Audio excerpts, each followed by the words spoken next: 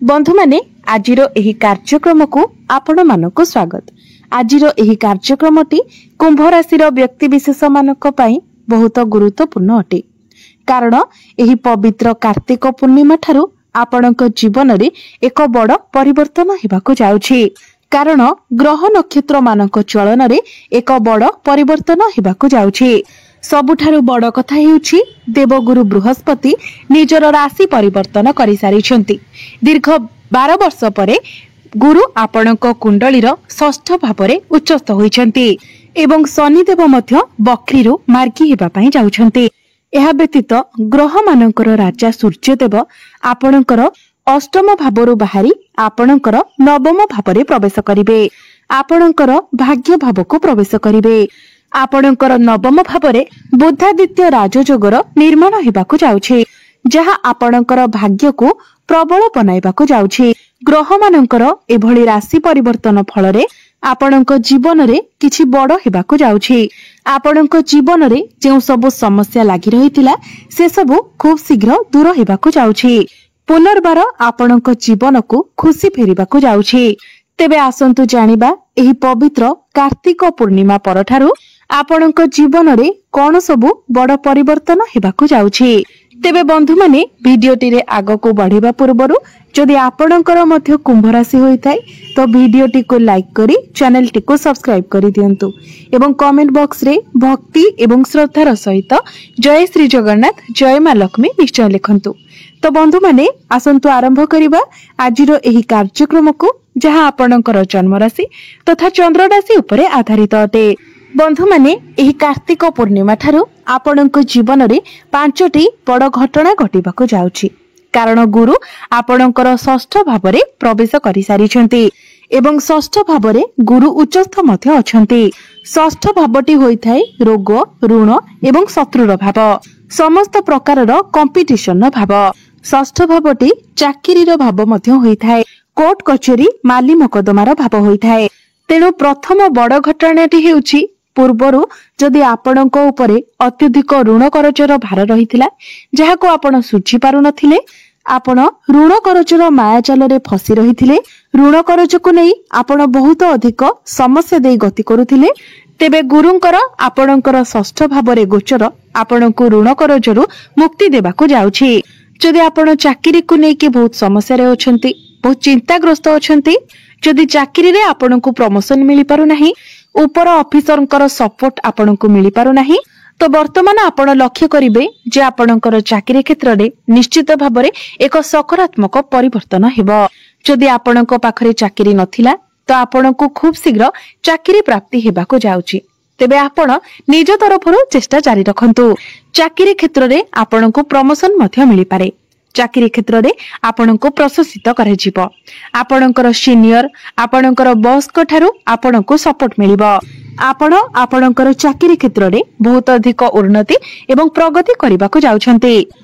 जदि बारंबार आपणको मन को कोनोसी प्रकारर भय आसुथिला, आपण बारंबार कोनोसी अज्ञात भय मध्य रे रहुथिले कि आपणकर चाकिरी क्षेत्र रे कोनोसी समस्या आसीबो नाही, तो वर्तमान एही सब भयरु आपणको मुक्ति मिलि जिवो। पूर्वरु आपणकर जो स्वास्थ्यगत समस्या लागि रहुथिला, वर्तमान आपण सेथिरे सुधार देखिबाको पाइबे। आपणकर स्वास्थ्य रे आपण उन्नति देखिबाको पाइबे। आपण निजको स्वास्थ्यवान अनुभव करिवे। एही कार्तिक पूर्णिमा परे जदि कोनोसी कंपटीशन रे आपण पार्टिसिपेट करंती तो देवगुरु बृहस्पतिंकर कृपारु समस्त कंपटीशन ने आपण उत्तीर्ण हेबे। गुरुंकर षष्ठ भावरे गोचर करिबाको शत्रुहंता जोग बोली माना जायथाय। तेणु समस्त शत्रु मानक ठारू मध्य आपणको मुक्ति मिलि जिवो। जदि आपणकर गुप्त शत्रु थिले तो सेमानकर विनाश हेबो। तेबे बंधु माने आपण ध्यान रखंतु, जेतु आपणकर प्रथम भावरे राहु गोचर करूछंती, तेणु आपण ओभर थिंकिंग करंतु नाही। कोनोसी गोटिए कथा को नेकी आपण अधिक चिंता करंतु नाही, नचित आपणकर मुंड बिंधा एवं माइग्रेन भली समस्या देखाथिबो। विद्यार्थी मानक कथा जदि कहिबा तो एही कार्तिक पूर्णिमा ठारू विद्यार्थी मानक पाई मध्य समय बहुत भल रहुछि। कारण पंचम भावटी होइथाय शिक्षार भाव। आपणकर पंचम भावर अधिपति हेउछंती बुध। बुध आपणक कुंडलीर दशम भावरे केंद्र रे गोचर करूछंती। बुधଙ୍କ सहित मंगल मध्य अछंती तो आपण आपणकर शिक्षा क्षेत्र रे बहुत एनर्जेटिक रहिबे। पाठ पढ़ा को नेकी आपण बहुत किछि चिंता करिवे। बुधंकर दृष्टि आपणकर चतुर्थ भाव उपरे रहुछि तेणु पाठ पढ़ारे मध्य आपण एन्जॉय करिवे। बेले बेले पाठ पढ़ारे मन लागि न थाए, पाठ पढ़िबा को बहुत बोरिंग लागि थाए, किंतु एही कार्तिक पूर्णिमा ठारू आपण लक्ष्य करिवे जे पाठ पढ़ारे आपणकर आग्रह बढ़िबो, आपण एन्जॉय र सहित निजर पाठ पढ़िबे। एही कार्तिक पूर्णिमा परे जदि आपणकर किछि एग्जाम अछि, कॉम्पिटिटिव एग्जाम अछि, प्रतियोगितामूलक परीक्षा अछि, सरकारी परीक्षा अछि तो सेथिरे आपण उत्तीर्ण हेबे। एही कार्तिक पूर्णिमा परे जदि आपण किछि फॉर्म फिलअप करूछंती, कोनोसी एडमिशन नेउछंती ताहा मध्ये आपणक पई शुभप्रद रहिबो। पाठ पढ़ारे आपणकर एकाग्रता बढ़िबो, आपणकर कम्युनिकेशन स्किल बहुत भल रहिबो, आपणकर स्मरण शक्ति रे मध्ये आपण वृद्धि देखिबा को पाइबे, अर्थात आपणकर पाठ खूब शीघ्र मने रहिबो। आपणकर प्रेम जीवन मध्ये एही कार्तिक पूर्णिमा ठारू बहुत भल रहिबो। पूर्वरु जदि आपणक मध्यरे कोनोसी मनांतर मतांतर थिला, कोनोसी प्रकारर मिसअंडरस्टैंडिंग मिसकम्युनिकेशन होइथिला तो से सब किछि सॉल्व होइजिबो। आपणक मध्यरे भल पाइबा बढ़िबो, बुझामणा भल रहिबो। जदि आपणकर पार्टनर आपणको किछि सजेशन दउछंती, किछि एडवाइस दउछंती तो निश्चित भाबरे आपण ताहाको ग्रहण करंतु, कारण ताहा आपणक पई लाभप्रद साबित हेबो। बुध जेहेतु केंद्र रे गोचर करूछंती तो आपणक मध्यरे अंडरस्टैंडिंग बहुत भल रहिबो, कनेक्शन बहुत स्ट्रांग रहिबो। किंतु शनि जेहेतु आपणकर बाणी भाबरे गोचर करूछंती तो आपणको आपणकर बाणी उपरे नियंत्रण रखिबार अछि, कारण आपण हठात एपरि किछि कहि देई पारंती जहा आपणकर पार्टनर को बहुत खराब लागि पारे, तेणु एई कथा प्रति आपण सतर्क रहंतु। वैवाहिक जीवन कथा जदि कहिबा तो कुंडलीर सप्तम भावटी होइथाय वैवाहिक जीवनर भाव, आपणक जीवन साथीर भाव। तेबे आपणक सप्तम भावर अधिपति हेउछंती सूर्य। सूर्य आपणक कुंडलीर नवम भावरे भाग्य स्थान रे गोचर करूछंती, किंतु आपणकर सप्तम भावरे गोचर करूछंती केतु। केतु हेउछंती मुंडविहीन ग्रह, तेणु आपणकर वैवाहिक जीवन रे आपण टिके अनसैटिस्फाइड रहि पारंती। आपणकर पार्टनर आपणक पई जहा कले मध्य आपण टिके आपणक मध्यरे असंतुष्टि देखाजिबो, किंतु जेहेतु सूर्य आपणकर नवम भावरे गोचर करूछंती, भाग्य स्थान रे गोचर करूछंती, तेणु आपणकर जीवन साथी को कोनोसी अचीवमेंट मिली पारे, तांकर पर्सनल एवं प्रोफेशनल लाइफ रे ग्रोथ आसीबो। आपणकर जीवन साथी जदि चाकरी करूछंती तो चाकरी क्षेत्र रे तांको प्रमोशन मिली पारे, किंबा जदि से चाकरी पई चेष्टा करूछंती तांको चाकरी मिलिबार मध्ये बहुत अधिक संभावना रहुछि। 16 नवेम्बर को सूर्य आपणकर दशम भाव को प्रवेश करिवे। सूर्यंकर स्थिति दशम भाव रे आहुरी अधिक मजबूत रहिबो, तो 16 नवेम्बर परे आपण आपणकर वैवाहिक जीवन रे मध्ये सुधार देखिबा को पाइबे। भाग्य कथा जदि कहिबा तो आपणकर कुंडलीर नवम भावटी होइथाय भाग्यर भाव। आपणकर भाग्य भावर अधिपति हेउचंती शुक्र, तो शुक्र नवम भावरे निजर स्वगृह रे ही विराजमान अछंती। बंधु माने गोटिए वर्ष रे केवल गोटिए मास एपरि होइथाय जेतेबेले सूर्य निजर स्वगृह रे गोचर करिथांती।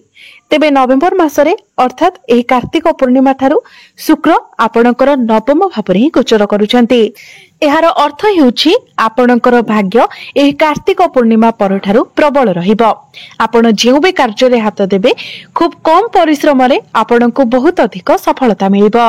तेणु एही कार्तिक पूर्णिमा परे जदि आपण किछि भी भाग्य संबंधित निर्णय नेउछंती तो सेथिरे अवश्य आपणको सफलता मिलिबो। जदि आपण किछि बड़ कार्य आरंभ करबाकू चाहुचंती, किछि बड़ इन्वेस्टमेंट करबाकू चाहुचंती, किछि बड़ जिनिस आपण किणाकिणी करबाकू चाहुचंती, कोनोसी शुभ मांगलिक कार्यर आयोजन करबाकू चाहुचंती तो आपण ताहा करि परिबे। एही कार्तिक पूर्णिमा परे कोनोसी बड़ लाभ आपणको प्राप्ति होई पारे। आपण कोनोसी जमी भूमि प्रॉपर्टी इत्यादि किणाकिणी करि पारंती, नूतन जानवाहन किनि पारंती, नूतन गृह इत्यादि निर्माण करि पारंती। एही कार्तिक पूर्णिमा परे कोनोसी दिगरु आपणको बड़ धन लाभ मध्ये होई पारे। आपण किछि शुभ मांगलिक कार्यर आयोजन करि पारंती, कोनोसी धार्मिक स्थान को आपण यात्रा करि पारंती। क्यारियर कथा जदि कहिबा तो क्यारियर मध्ये एही कार्तिक पूर्णिमा ठारू आपणकर बहुत भल रहुछि, कारण दशम भावटी होइथाय क्यारियर भाव। आपणकर दशम भावर अधिपति हेउछन्ति मंगल। मंगल दशम भावर ही गोचर करुछन्ति। मंगल आपणकर दशम भावरे रुचक नामक राजयोगर निर्माण करुछन्ति। पंच महापुरुष राजयोगर निर्माण करुछन्ति। तो एही कार्तिक पूर्णिमा परठारु आपण आपणकर कार्य क्षेत्र रे बहुत एनर्जेटिक रहिबे। आपणक मध्यरे कॉन्फिडेंस लेवल बहुत भलो रहिबो, एनर्जी लेवल बहुत भलो रहिबो। तेनु कैरियर रे आपणको बहुत किछि अचीवमेंट मिलिबाको जाउछि, बहुत किछि अपॉर्चुनिटी मिलिबाको जाउछि। चाकरी क्षेत्र रे आपणको प्रमोशन मिलिबाको जाउछि एवं जे मानक निकटरे चाकरी नाही से मानक चाकरी मिलिबार मध्य बहुत अधिक संभावना रहुछि। सूर्य मध्य 16 नवेम्बर को आपणकर दशम भावरे प्रवेश करिवे। तो 16 नवेम्बर परठारु आपणक चाकरी क्षेत्र रे आपण बहुत बड़ परिवर्तन देखिबाको पाइबे। सरकारी क्षेत्ररु आपणको अनेक लाभ प्राप्ति हेबो। आपणक पाखकु जेते टार्गेट आसिले मध्य आपण ताहाको खूब सहजरे कंप्लीट करि नेबे। आपण निजको प्रूफ करि परिबे। किंतु गोटिए कथार आपण भलो भाबरे ध्यान रखंतु, जेहेतु शनि आपणकर बाणी भावरे अछंती एवं मंगलंकर दृष्टि आपणकर प्रथम भावर ऊपर रहउची। तेणु आपण ओवर कॉन्फिडेंस होंतु नाही, कारण प्रत्येक क्षेत्र रे ओवर हेबाटा ही खराब होई थाए। तेणु ओवर कॉन्फिडेंस हेबा द्वारा आपण किछि भूल करि देई पारंती। तेणु एहा को आपण दृष्टि रे रखि काम करंतु।